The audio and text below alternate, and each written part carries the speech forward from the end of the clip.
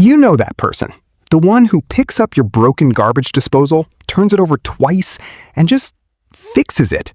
No manual, no YouTube video paused every 10 seconds, no panicked call to their dad. They just look at the thing like it owes them money, and it starts working again. And somewhere deep in your chest, watching them do that, you feel a little bit stupid. Here's the thing though, that feeling you get, it's not really about the garbage disposal. It's about a question that's been bugging humans since we figured out how to bang two rocks together. Why do some brains just get how stuff works, while the rest of us are standing there with an Allen wrench and a prayer? So there's this study, and I want you to sit with the number for a second before I tell you what it means. Researchers found that people who consistently solve mechanical problems without instructions show measurably different activity in the parietal lobe, the part of your brain that handles spatial reasoning, compared to people who default to reading instructions first. We're talking a gap wide enough that neuroscientists can basically watch it happen on a scan, in real time, before the person even touches the tool. Let that sink in. It's not that these people are smarter in some general IQ test kind of way. It's that their brain is running a completely different program when it looks at a broken thing. Imagine two people staring at the same disassembled bike chain. One person's brain is basically loading a silent movie, watching the chain reassemble itself in their head, frame by frame, before their hands even move. The other person's brain is trying to translate the chain into words, into steps, into a language it can search for on Google. Same chain. Two completely different operating systems. And once you see it that way, so much starts to make sense. Because think about the people in your life who are like this. Your uncle who rebuilt a carburetor at 14 because he was bored one summer. Your friend from college who took apart the family microwave just to see, and somehow it worked better afterward. These people aren't reading more manuals than you. They're reading fewer. They skipped the manual stage of life entirely, and somehow ended up ahead.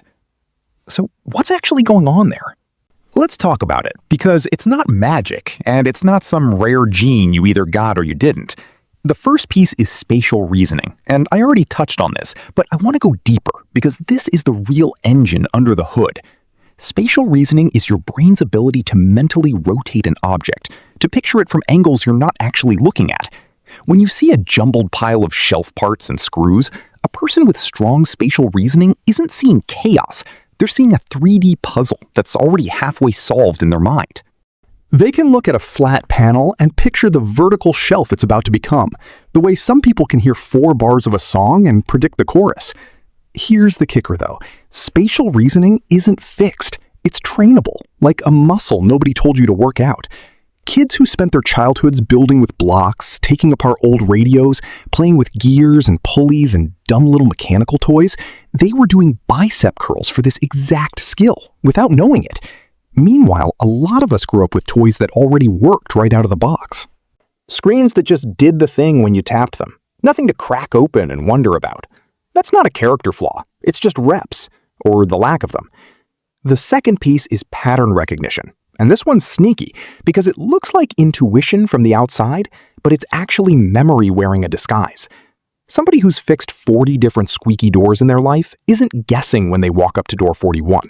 Their brain is instantly cross-referencing it against the other 40. Oh, this squeak? Top hinge. Probably needs oil. I've heard this exact sound before. It feels like a sixth sense. It's really just a very well-organized filing cabinet built from experience, except the filing happened so fast and so long ago that the person doesn't even remember filing it.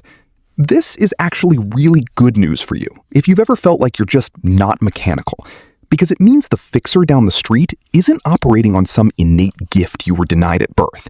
They're operating on volume.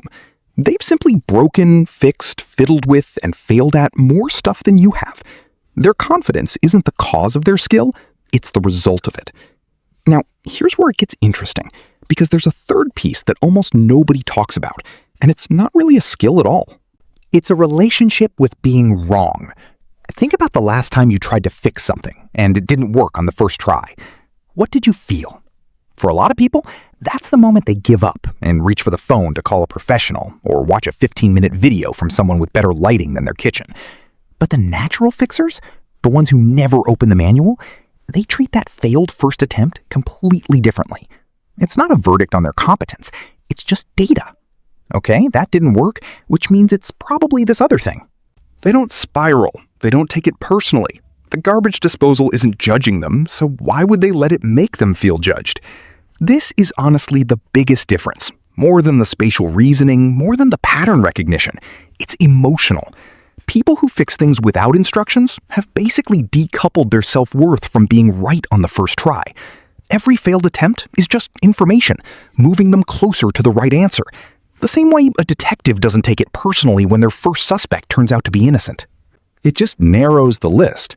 And once you see that, you start to realize why instructions can actually make some people worse at this stuff, not better. Because instructions promise you a guaranteed right answer if you just follow the steps in order, which sounds great, except it trains your brain to expect certainty. It trains you to feel like a failure the moment reality doesn't match step 4. The natural fixers never made that deal with themselves. They went in expecting to be wrong a few times, so being wrong never felt like losing. There's also something to be said here about how these people were raised, or more specifically, what they were allowed to break. If you grew up in a house where taking apart the toaster got you yelled at, you learned a very clear lesson, and it wasn't about toasters. It was that exploration is dangerous and mistakes have consequences. If you grew up in a house where somebody handed you a screwdriver and said, "Go ahead, worst case we buy a new one," you learned a completely different lesson. You learned that broken things are just invitations. That lesson sticks around for decades. It's still running in the background of your brain right now, whether you remember learning it or not. So let's bring this back to you, sitting there, maybe feeling either really seen or a little called out. Because here's the actual point of everything I just said. This isn't about whether you're naturally handy. It's about how you relate to not knowing something yet.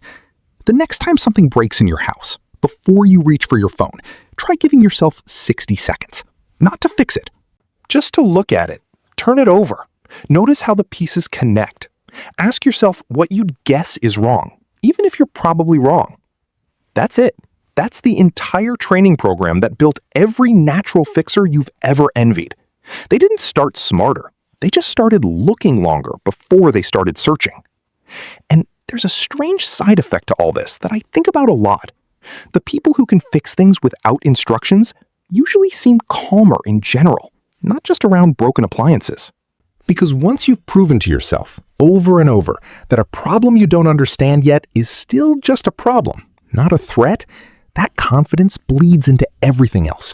Relationships, work stuff, life in general.